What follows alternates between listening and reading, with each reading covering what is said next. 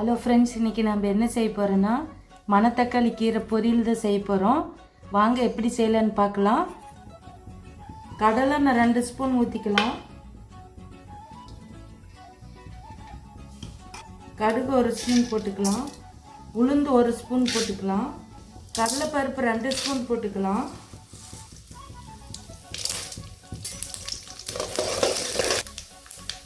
வரமிளகா ஒரு 4 வரமிளகா காரத்துக்கு ஏற்ப கிள்ளி போட்டுக்கலாம். ஒரு வெங்காயம் கட் பண்ணி வச்சுருக்க வெங்காயம் சேர்த்திக்கலாம். நீங்கள் சின்ன வெங்காயம் இருந்தால் கூட சின்ன வெங்காயம் சேர்த்துக்கோங்க. வாசனைக்கு ஒரு 2 கருவேப்பிலை சேர்த்திக்கலாம். 4-5 பூண்டு கட் பண்ணி வச்சுருக்க அதை சேர்த்திக்கலாம்.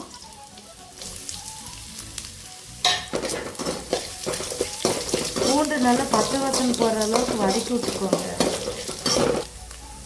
2 கட்டு கீரை வாங்கி நல்லா வாஷ் பண்ணி கழுவி எடுத்து வச்சுருக்கேன். கீரை சேர்த்திக்கலாம்.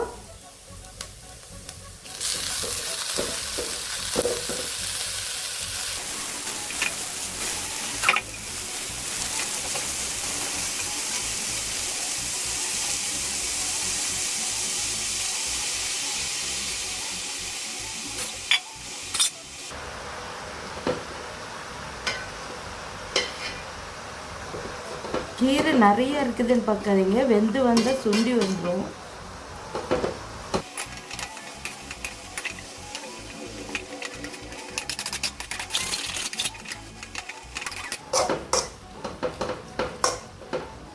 கீரையிலேயே தண்ணி விடும், அதே தண்ணி விட்டு நல்லா சுண்டி வந்துடும்.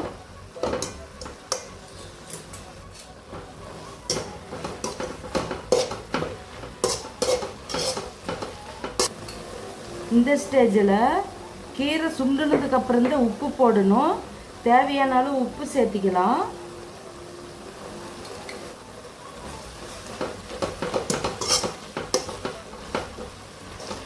பாருங்க, கீரையே தண்ணி விட்டு வந்துடுச்சு.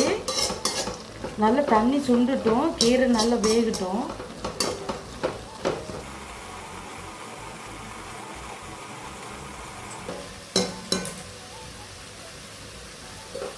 கீரை ரெடி ஆயிடுச்சு. தேங்காய் பூ சேர்த்திக்கலாம்.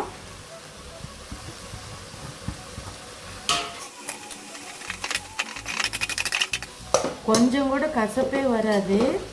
மணத்தக்காளி கீரை உடம்புக்கு ரொம்ப நல்லது. வாரத்தில் ஒரு முறை இந்த மாதிரி செஞ்சு சாப்பிடுங்க. மணத்தக்காளி கீரை பருப்பில் போட்டு கடையலாம், பொரியல் பண்ணலாம், கூட்டு வைக்கலாம். ரொம்ப நல்லது உடம்புக்கு. ரெடி ஆயிடுச்சு. பிடிச்சிருந்தா லைக் பண்ணுங்கள், சப்ஸ்கிரைப் பண்ணுங்கள்.